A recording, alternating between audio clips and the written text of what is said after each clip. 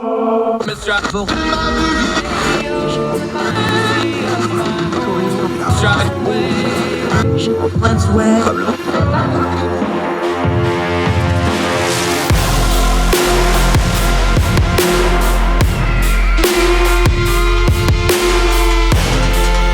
host, Andrew Donaldson.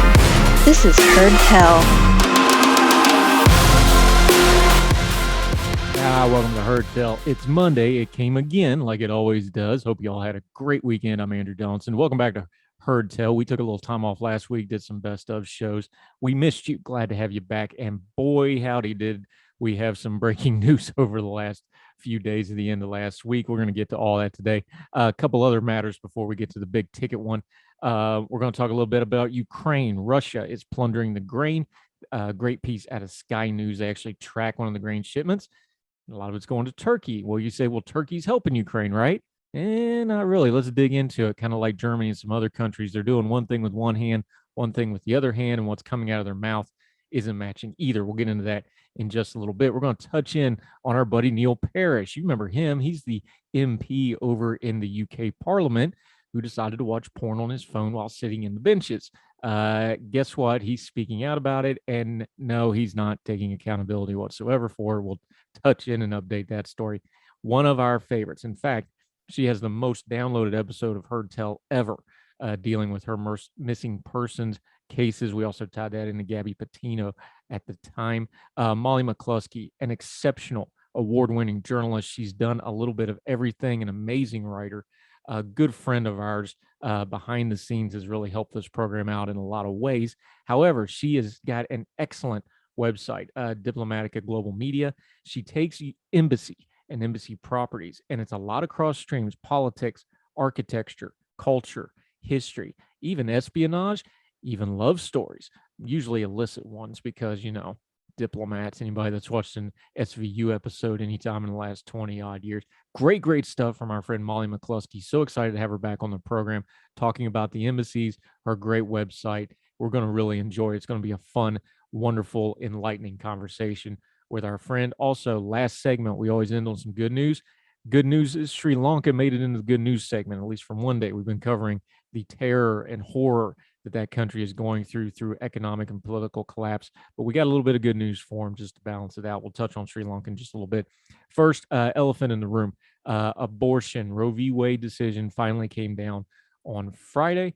In fact, it came down right as I was talking and recording our conversation with Molly McCluskey. I ain't gonna lie. We scheduled that for 10:30 on purpose because we knew the Supreme Court ruling was going, and both of us wanted to talk about something for a little while because that was going to dominate everything, and it did.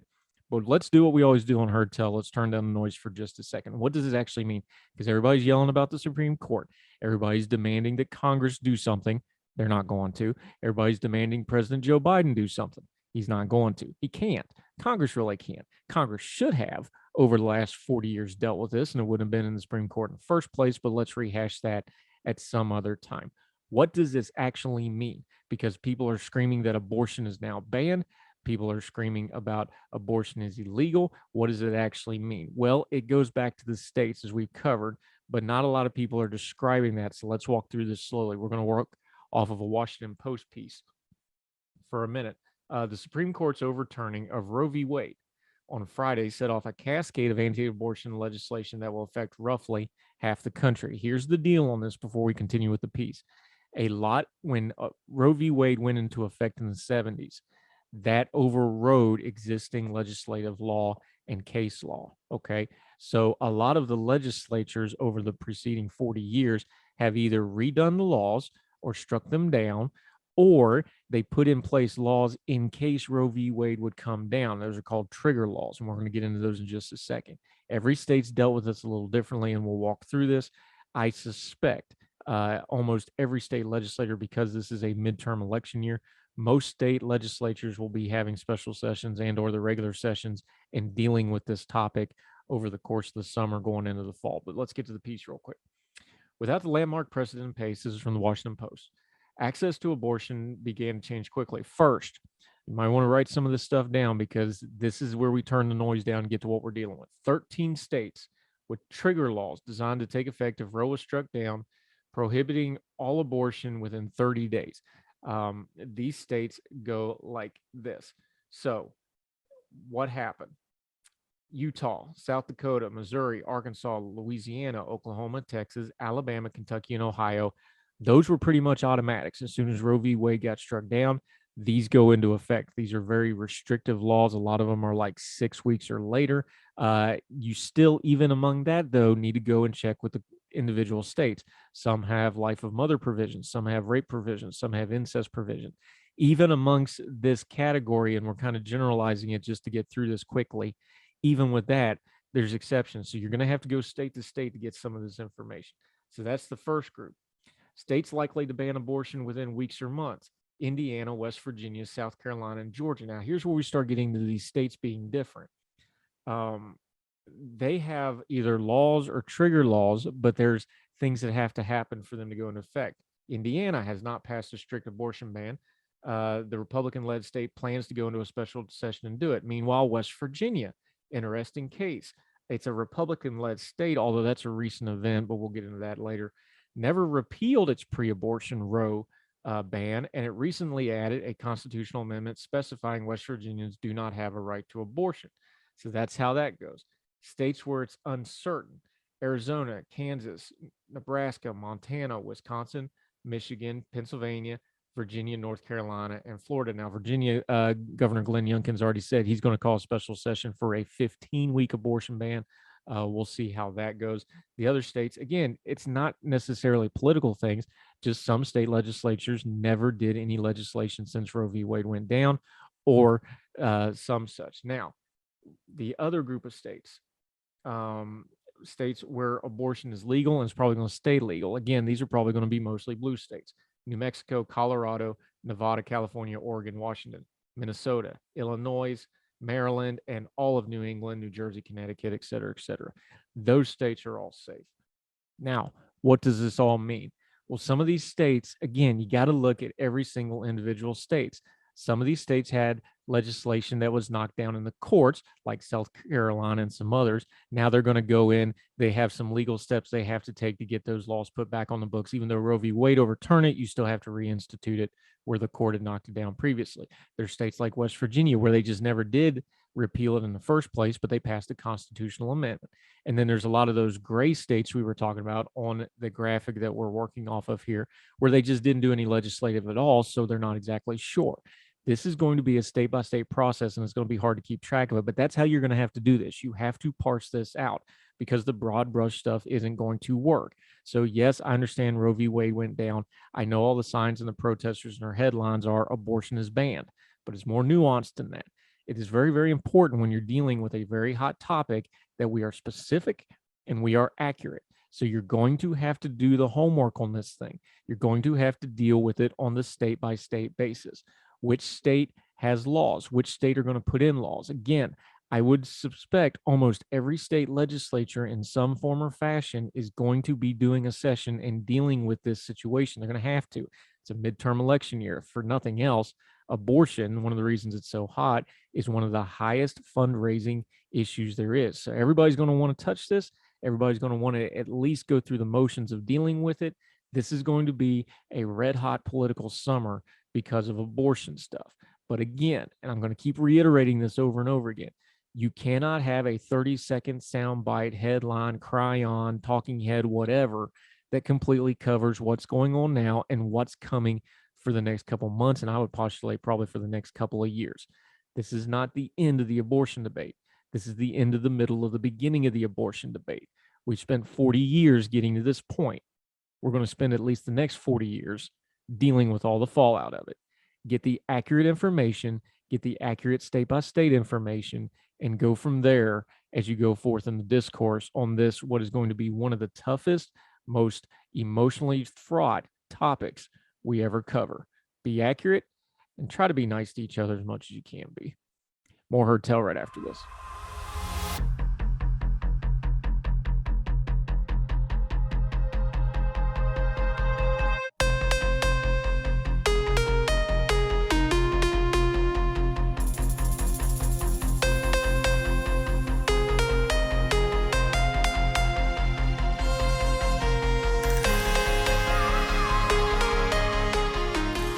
Welcome back to Hertel. Okay, an astonishing piece of reporting here. It is audio visual, so make sure you go to the links because they've got some really cool graphics with satellite imaging and other things to back all this up. Sky News, that's news.sky.com. And again, we will link to it. Make sure you go read the whole piece. Russia, and we've known they were doing this, but now we have a lot of evidence. The disappearing ships is the name of the piece. Russia's great grain plunder. We already talked about. Part of the side story that's going to affect a whole lot of people outside the war zone is Ukraine is, they used to call it the breadbasket of the USSR. It's actually the breadbasket for a large chunk of the world. So is Russia. They produce a lot of grain as well. But Ukraine feeds a lot of countries in the world, especially in Africa, the Middle East, places like this because of their location. Now, what's happening here is Russia is straight up plundering the parts of Ukraine that they control. The Sky News piece here, again, the graphics on this are amazing. They've tracked one ship as an example from Black Sea through Crimea, through Istanbul, through the Bosphorus, and down to Turkey. Turkey, of course, is playing both sides against the middle here because Erdogan, being the duplicitous dictator that he is, they're giving Ukraine aid on one hand, but they're also taking the stolen Russian grain, not to mention other alliances they have with Russia on the other hand. So they go through this whole thing. They show the queues of the trucks stretched for miles and miles. They've got all the video of that. They've got the satellite imaging. And what is happening is these ships are going through the Bosphorus and then they're turning off their transponders so that they're not tracked by the usual means. They follow this one ship as an example of it. They do that in detail, but I want to read kind of the nut of the piece here was why is it going to Turkey? Because the port facilities in Turkey, of course, didn't want to comment on them. Why would they? And then they make their way back to the Black Sea and they do it all over again. So here's kind of what's going on with this. Turkey, reading from Sky News, has taken on the role of mediator in the Russian-Ukraine crisis, hosting peace talks between the two sides in March and offering to do so again. It reflects Turkey's balanced approach to the conflict, where they supply weapons to Ukraine, but they've also refused to sanction Russia. It's partially explained by Russia being an important trading partner to Turkey. By the way, this is not just picking on Turkey. Germany's doing this same kind of duplicitous nonsense over energy, and so are some other countries. While awaiting stability in the region that was shaken by Moscow's aggression. Yet the shipment of grain likely to have come from occupied Ukraine into Turkish ports could risk Turkey's position as a neutral mediator. Again, they're not really neutral. That's just the front. They're not neutral at all here. Follow the money. Germany's saying one thing, but winter is coming and they want that Russian energy. Turkey's saying one thing, but they want that Russian grain and the Ukrainian grain that Russia is stealing. Follow the actions, ignore the words. Back to the piece. Turkish diplomatic services told Sky News they do not condone the use of Crimean ports to trade with Turkey. Well, of course not, because they'd never lie to anybody. The Ukrainian ambassador to Turkey confirmed they were working with the Turkish authorities to start legal proceedings against those involved in this trade, but he also acknowledged the difficulty in investigating the grain shipments because Turkey's in on it, which he believes are at least partially being orchestrated by the Russian military intelligence. No kidding. When these ships come out of the ports of Turkey, for example, they present documents showing they're not coming from Crimea, even though we can watch them on satellite coming from Crimea. They say they are coming from either a port of Azov or Kazvaks or the Russian territory. So they falsify the documents. They specifically organize this process. U.S. Foreign Secretary Liz Truss visited Ankara this week to agree to steps that would enable the safe and legal export of Ukrainian grain by Ukrainians. Said, we are working to get the grain out of Ukraine. Putin is weaponizing hunger. He is using food security as a callous tool of war. He has blocked Ukrainian ports and is stopping 20 million tons of grain from being exported across the globe. But where he is sending it, to his allies. He's sending it to Syria. He's sending it to Turkey. He's buying people off with it. Meanwhile, people in other parts of the Middle East, and especially Africa, are going to be starving and dying because of food shortages. We've also talked about places like Sri Lanka, who are being affected by fuel prices and food prices based off this war. Putin's killing a lot of people right now, and they're not all on the battlefield of Ukraine. And a lot of governments like Turkey, like Germany, are being very duplicitous in their dealings with Ukraine. Ignore what they're saying, watch what they're doing. Because if they're taking stuff from Russia with one hand, doesn't matter how much aid they're giving Ukraine with the other. They're not really supporting Ukraine. They're just doing business as usual. More Herd Tell right after this.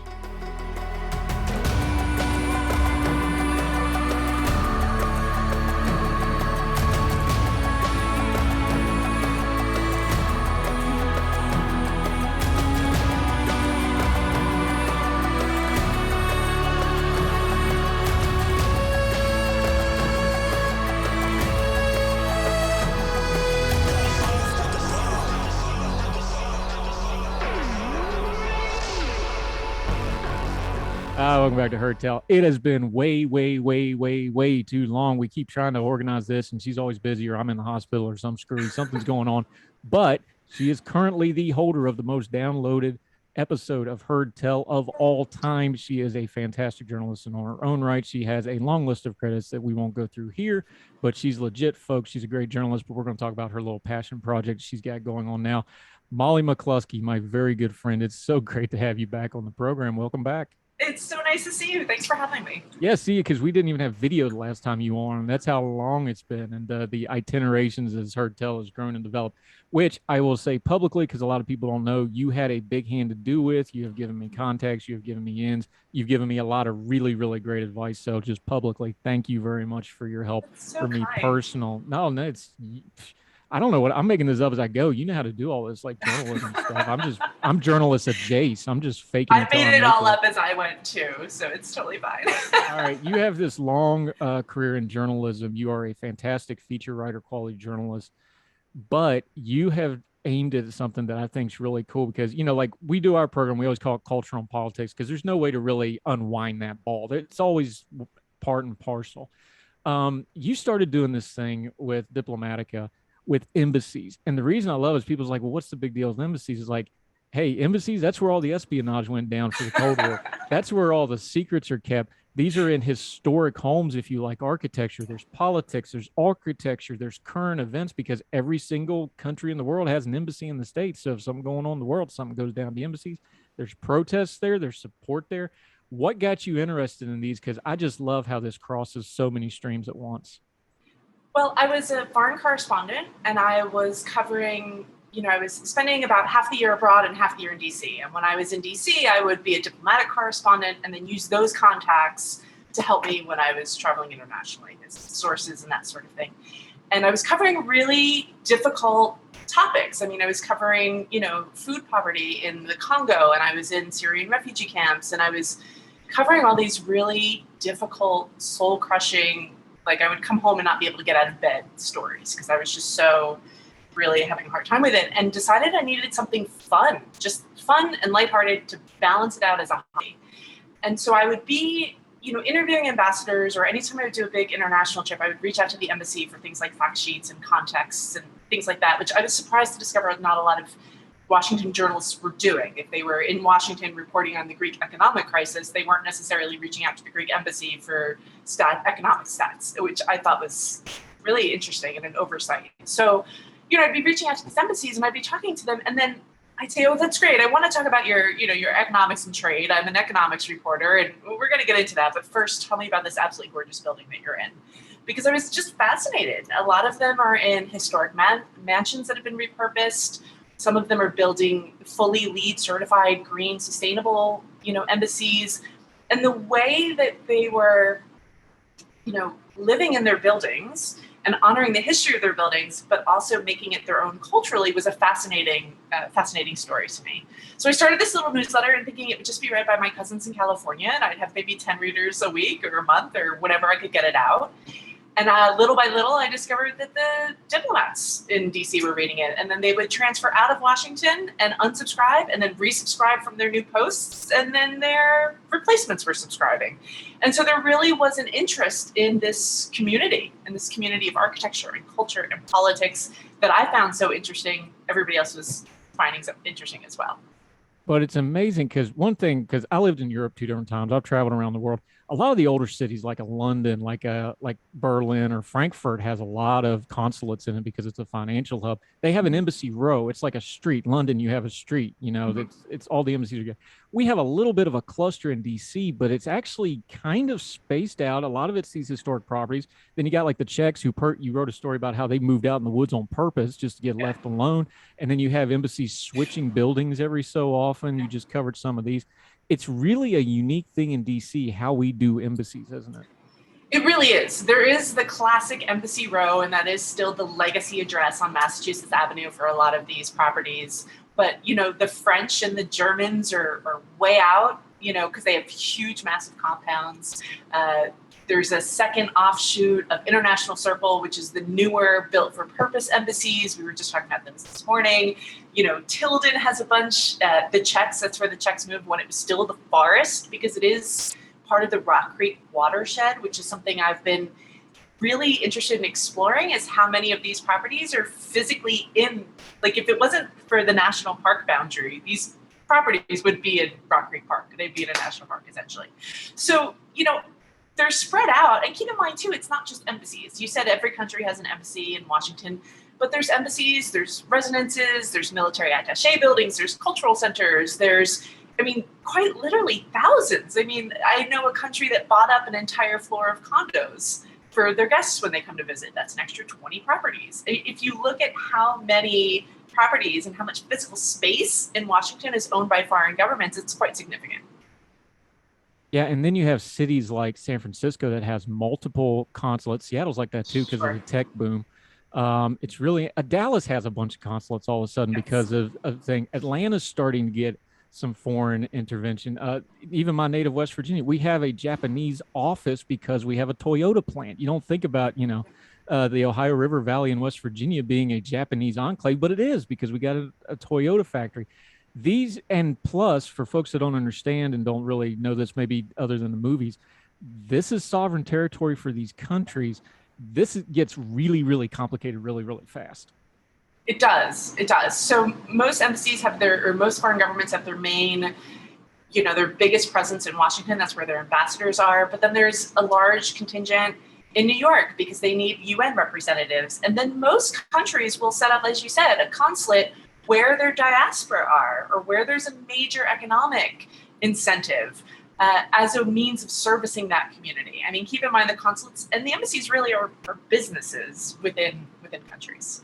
Yeah, and it's just fascinating how these things work. Okay, let's use an example. Your latest piece, a long-running story that keeps bubbling up. We don't want to just pick on the Catholics, though, because the Southern Baptists have their hands full with the same issue at the moment. Every religion does. Every religion, look, we've covered abuse on the show. We've had multiple people on abuse in the power structures. It's just a magnet for those kind of people. But the man outside the Vatican Embassy, talk about this one, because people like, the Vatican has an embassy. Yes, it's a state, and top of being the Holy See is considered a state. This story, it was one of those I actually read twice just because I had to stop and then reread it again. But tell the story of this man, John Wojnarowski, I hope I'm saying that right, outside the Vatican Embassy. So John is an adult survivor of childhood sexual abuse by a Catholic priest from when he was growing up in Italy. He's Polish-born, grew up in Italy, which is where the abuse happened, and then he moved to Canada for a while, worked odd jobs, and then moved to the US. And in the late 90s, when lawsuits started bubbling up against the Catholic Church, he realized, hey, I might actually have a claim. And his intention was really acknowledgement. He hadn't really discussed it. Nobody in his family knew. This was something that had deeply impacted his life in many ways. As you know, with sexual abuse survivors and childhood trauma survivors, a lot of times it's difficult to maintain relationships, maintain steady employment. Deep internalized shame kind of guides a lot of decisions that you make in your life. John said he basically married the first woman that talked to him. They have a very good relationship now, but they were together for 30 years, and he knows that he put her through a lot of pain because he had dealt with his own issues. So in the 90s, when these, survivors started coming forward, he went to the Catholic Church and he said, hey, I'm an abuse survivor and I need recognition and I need compensation and I need this to be a thing now that I'm talking about it and I get acknowledgement on. And, the Catholic Church, as they do with many of these cases, basically said, nope, sorry. This happened too long. If it happened at all, it happened too long ago. There was no way to prove that it had been abuse. I believe he was 14 at the time. I'd have to check my article, but and they said, no, if it did happen, you probably wanted it. It was consensual.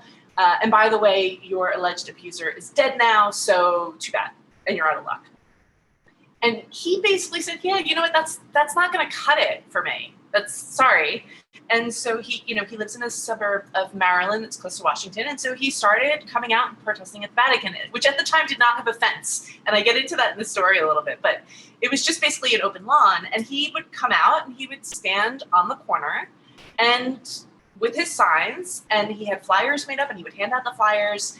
And keep in mind too, this was, pre-Spotlight at the Boston Globe, which was 2003, I think, and pre the movie. And so people, did not take it very well. And at one point he claims a cardinal spit on him as he walked by. And at one point he said that he was physically surrounded by priests and verbally accosted and threatened.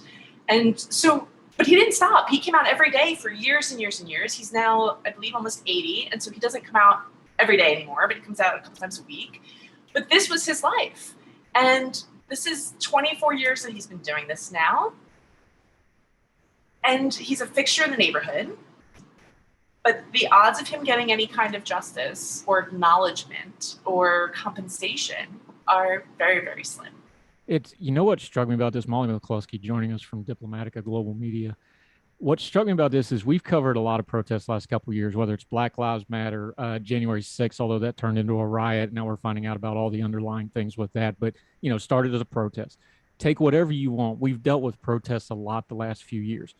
That's not what this is. This is this one guy, and it reminded me that episode that did so well of Heard Tell we talked about where you were out on the reservations. There was a part of your story about the missing women on the reservations where you had, I think it was 3 or 4 women just walking down the highway with signs protesting. And it was such a start because that's out in the middle of nowhere, right? And it was just one of those, this is all they've got to do, so they're protesting. That's what I thought of thinking about this guy's like, this is one guy. This is so different than the media coverage or a mass movement or it's organized by social media. This is one dude since, 97, 98 he's been doing this? 98. Yeah. This is one guy he's like, hey, this is all I can do, and I'm going to do it. And he keeps doing it on a human level, because you've covered big stories, you've covered small interest stories. That just struck me on a human level. How did it hit you? The thing that's so interesting about John, he's so painfully shy. I mean, he's at one point, as he was talking about his abuse with me, he stopped and apologized and censored himself because I was a woman and he wanted to be delicate and he didn't want to offend me. But the thing that's so poignant to me is that John is not trying to raise abuse of all of sexual abuse within the Catholic Church, right? That has been covered, that has been blown wide open. I mean, there was a Chilean priest arrested a couple of weeks ago for child abuse. I almost got into the different cases that are actively pending right now around the world, and it would have been a different article, right? Yeah, the bishop in Australia. There's a lot of really messy ones. And I should also say, too, so I was raised in the Catholic Church. I watched, my generation destroyed by this. Almost, at least one person in every family that I knew growing up had been assaulted by a priest. My mother had been abused by a priest when she was younger. So this was a very poignant topic for me. It's a very painful topic for me. So as I was talking to him, the thing that really struck me was he's not on a mission to unveil this worldwide. He's not on a mission to stand up for sexual assault abused victims around the world. He wants somebody to acknowledge from the church that this happened to him. He wants somebody to acknowledge and compensate him the way that he sees the gross unfairness of it all. And that was what really struck me. Yeah, Molly McCluskey, Diplomatica Global Media. It's amazing what you do with these stories, because you start with these grandiose buildings and all this power, but it always comes, no matter what the story, whether it's espionage or there's a lot of lovers and things like that, and it always comes down to just good old-fashioned people stories, don't they? Yeah, it's always people. I mean, there's the thread of ghosts that run through all the stories, right? Because so many of the embassies are claimed to be haunted.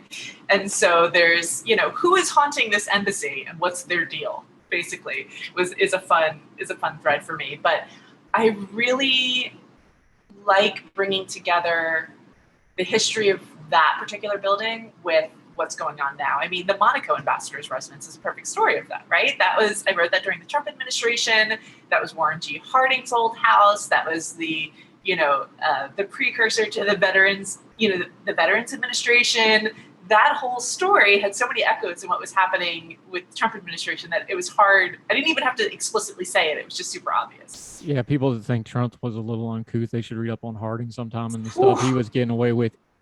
Oh my goodness. I mean, he makes Clinton look like a piker. Molly McCluskey joining us. We're going to take a quick break. When we come back, we're going to take one of those particular stories right out of the headlines. Ukraine's embassy crossing a lot of streams again of history, politics, current events. We're going to get into that. The great Molly McCluskey joining us right now on Heard Tell right after the break.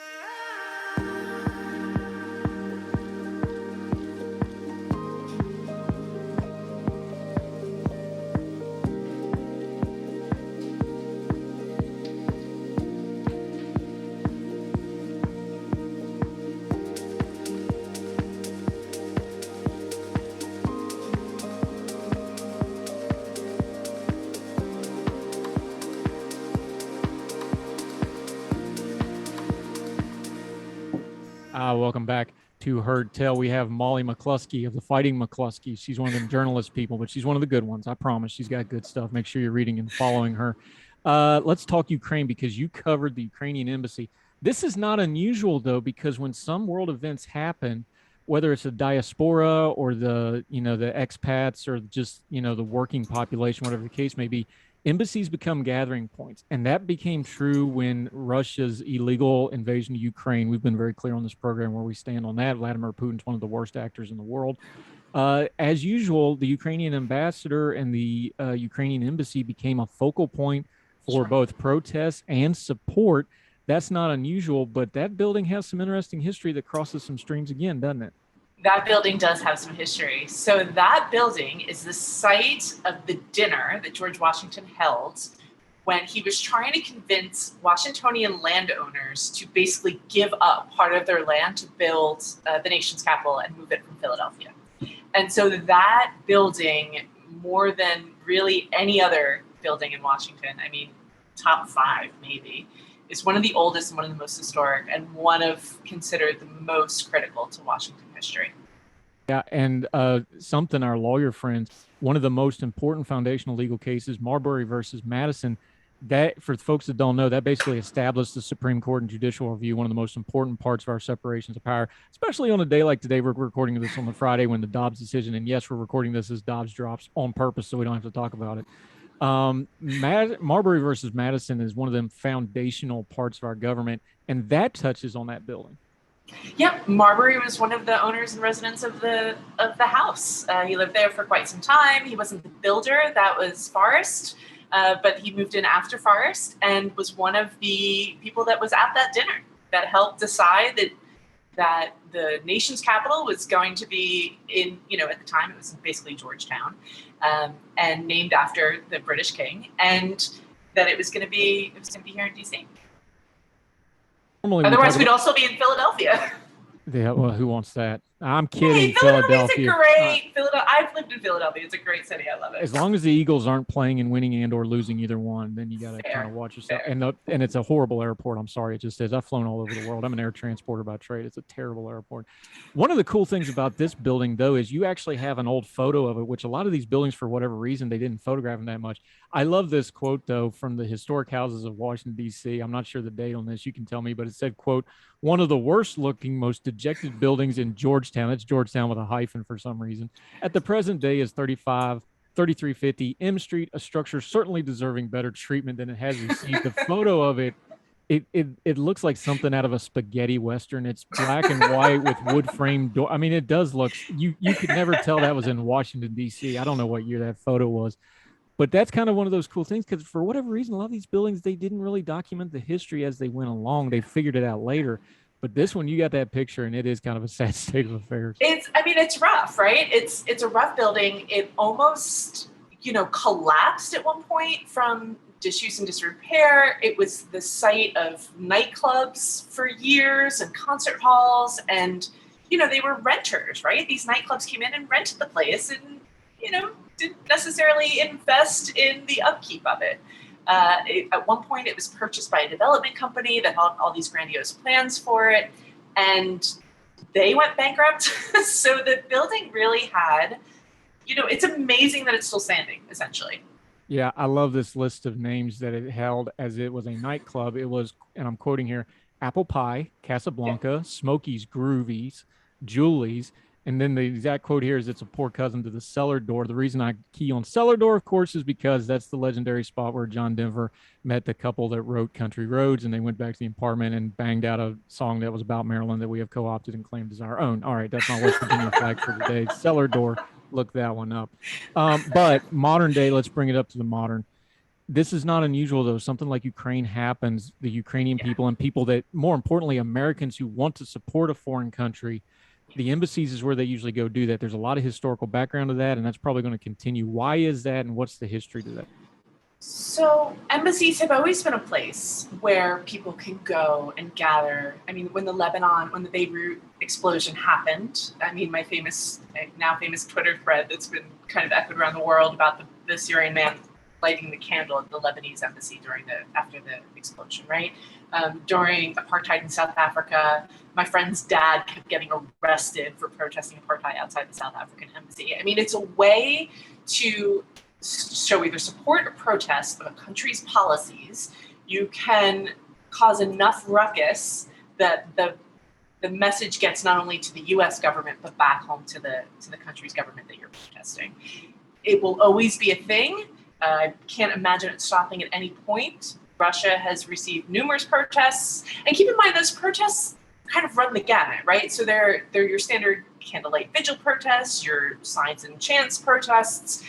Then there have been acts of violence against embassies, which we have seen, right? How you doing, Erdogan? I'm talking about you, Turkey.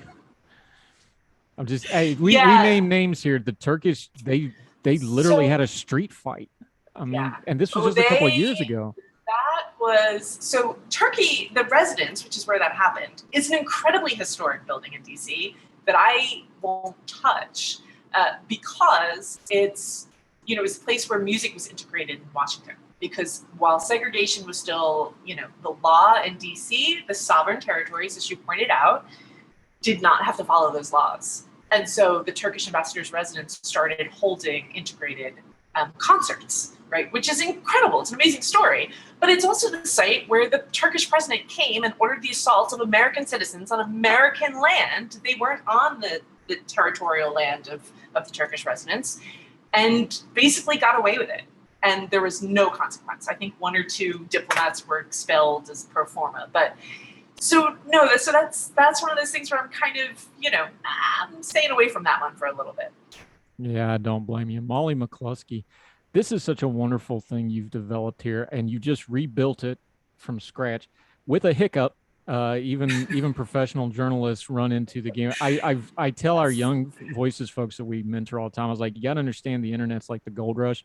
The saloons and the dancing girls and the liquor is actually making all the money, and that is web hosting and web designers and the people that are charging you money to do this. That's who's actually making the money. You're not going to make money. So you had a little hiccup, but I'm glad you cleaned it up. Let folks know where they can find it. Diplomaticglobal.com. We're going to link to it in all the show notes like we do. Diplo Global on the Twitter. Let folks know where they can find it, how they can subscribe to it, and how they can support it, because I absolutely love it. It's wonderful stories of nothing else. Plus, like we said, this checks a lot of boxes for if you like history, politics, current events. This is for you. Well, thank you. And I think one of the things that I'm really trying to do, in addition to opening the doors to embassies for folks, is to have something fun. I mean, we've had years and years of just drag terrible news, especially on all of the topics that I cover, right? Climate change and migration and social justice and urban planning. I mean, every possible thing feels like it's just going terribly wrong. So I wanted something fun and informative, but it has transitioned from a newsletter to a solutions-focused newsroom. And for me, that's twofold. One, I want to physically open the doors of these properties to folks that may not know. If you didn't grow up going to embassies, if you didn't, intern on the Hill in college, as I didn't, you didn't, you might not know all of the cultural resources and the photography exhibits and the musical performances and all of the amazing things that these embassies are offering free into the public. And so I want to showcase those. But as I was spending more time at these properties during the pandemic, I was realizing how much physical land they have, how much property, how many acres. I mean, Twin Oaks, the Taiwan estate, is 18 acres. That's larger than President's Park with the White House. I mean, when you have that much land in a city like DC that has transit challenges and housing challenges and all of these issues, what is your responsibility when you own a huge multi-acreage legacy property like that? And not to just call out Twin Oaks, they're doing a lot of great work, but all of these big properties, it was really something that I started thinking about in terms of embassies are satellites of their home countries. But what if we started looking at them collectively as a micro city? And in some ways, that was really very similar to my start in journalism as a small town reporter in Alaska, right? Where if you reported anything in my town of 800 people and somebody didn't like it, they were going to come knock on your door and have a conversation with you about it. And that's really how the approach that I've taken with reporting on these embassies is that they're our neighbors. We are their neighbors. We all are coexisting. Let's talk about what that looks like. Let's showcase best practices. Let's talk about what folks can learn, from one embassy to another about how they're physically managing their land. So what you're saying is we need to give RFK to a responsible country. That's a DC joke. Not everybody will get that. I think we should give over RFK to DC Parks and Rec because they're awesome and they got to do something between that and the Armory. You could do something. Man, that's a $2 billion piece of property. Do you know how much food we could grow in Washington? Have a decent stadium. All right, Molly McCluskey, let folks know where your social media is so they can follow you and sign up for the website real quick before we got to go. Yeah, I'm Molly E. McCluskey on Twitter. I'm Diplo Global on Twitter. I'm Embassy Calendar, which is just a listing of public diplomacy events that are offered free into the public. Diplomaticaglobal.com is the website. You can sign up there. You can certainly donate. There is a support page if you'd like. At this point, all subscriptions are still free. And I do occasionally organize outings. Like I'm taking a group next week to the former residence of the Ambassadors of Spain, which is the Spain Cultural Office of the Embassy. Yep, and the Ordinary Times crew is doing their meetup in DC over Labor Day weekend. They may catch you up on some of that. Yeah, please do. So I won't be there. I'll be having surgery right around there, but that's how it goes. Molly McCluskey, we will do this sooner and frequently and more often because it's been far too long, my friend. Thank you so much for the time today. You're wonderful. Thank you so much, Andrew. Have a great day. You're the best.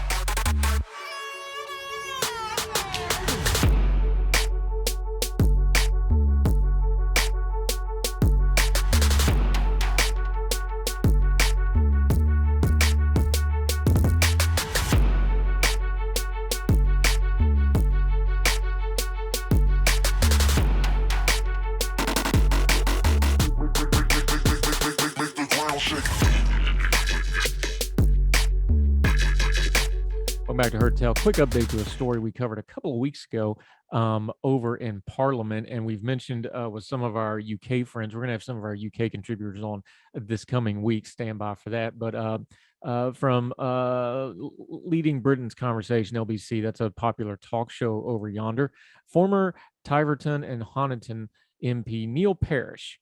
Now let's pause right here. Do you remember who Neil Parish was? Well, Neil Parish was the member of parliament who got caught watching porn sitting on the benches in the parliament room. Now, he said he was looking up Dominator, the harvesting brand, as in tractor equipment for, reaping grain and what such. That was not the kind of Dominator he was looking at. I will leave it to you to fill in the blanks there. He got caught doing it. He says, and I'm kind of paraphrasing here a little bit, but in this interview, we've linked to it. Watch it for yourself. He was asked if he was done in, that's a direct quote, by his membership who outed him or ratted him or whatever you want to call it. And he said, well, yes, he was. This man took no accountability. He talked around it. It's ridiculous. Listen, it is not that hard to not watch pornography when you're a member of parliament sitting on one of the green leather benches in parliament. Like, really, dude, you couldn't, go to your office, go to the bathroom, whatever the case may be. Once again, these politicians, it doesn't matter if they're in the UK or America or Timbuktu, they get to this place where they think they're completely unaccountable and they can do whatever. They forget it for a moment. And then every once in a great while, rarely, like with this guy, they get reminded of it. And it's like their little brains can't process that they were supposed to be held accountable to standards like don't watch porn at work, which almost anybody else in any other field would immediately get fired for. He got ran off. Now he wants to make excuses. So sorry, Neil Parish. No, I don't have any sympathy for you, and it doesn't matter that you were done in by others. You were done in by yourself.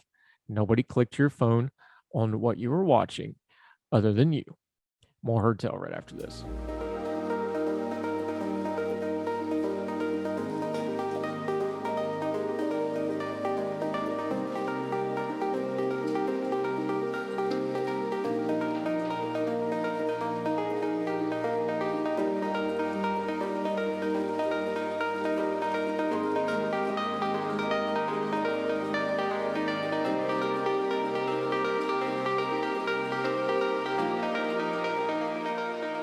Now, welcome back to Heard Tell. Okay, Sri Lanka features in our good segment in the program we always do. And I know we've been covering Sri Lanka for all kinds of bad reasons. That country is in crisis by every sense of the world, economically, politically, their place in the world. Their people are suffering greatly. Their government is utterly incompetent. There's a lot of cross streams. China's involved, India's involved, America's involved. It's a big old hot mess. However, we get to say a little bit of good news, even though we've been covering them for all these bad reasons. Now, listen, I've tried. I don't understand cricket. I've tried really, really hard. I know it's popular. I can't get my head around it. Just, you want to call me a stupid American? Fine. I can't figure it out. But I know good sport when I see it. And we all know that sport can really elevate and touch us on a human level. That's why everybody gets so wrapped up in it. So let's go to Sri Lanka. Now, Australia won the last day of the one-day international series, but the result was completely overshadowed by the crazy scenes in the crowd. I'm reading from news.com.au, that's the Australian website.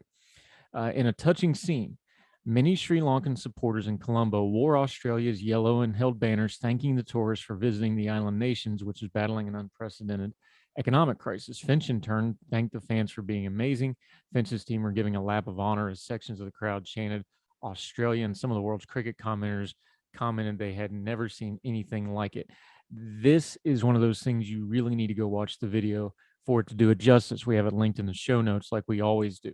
This is incredible. If you did not know any better, looking at this, you would think this was an Australia crowd in Australia. They're all laid out in the yellow and the kangaroo jerseys and the signs and everything. These people, this is why this sort of thing is so special. The Sri Lankans were so thankful to have this escape and for the Australians to come to their country and to get to do this. They were thankful. They cheered them. They yelled. They chanted Australia, Australia while the team took a lap of honor afterwards. It's an amazing scene. It's a good little respite for a country that has some very, very dark days ahead of time, and good on the Australians for doing it. Sport, even in our darkest times, has an ability to elevate it. And this is yet another example, especially for a country that is suffering greatly. We'll continue to cover all the issues at Sri Lanka, but it's good to get them on the good news segment, at least for one day. That'll do it for Heard Tell. So let us know what you think at heardtellshow@gmail.com, at heardtellshow on the Twitter. We look forward to hearing from you. So until we see you again, wherever you and yours are, across the street or around the world, thank you so much for joining us on Heard Tell. We hope you're well. We hope you're well fed. And we'll see you next time for more Heard Tell. All the music on Heard Tell is provided under a Creative Content license from monstercat.com.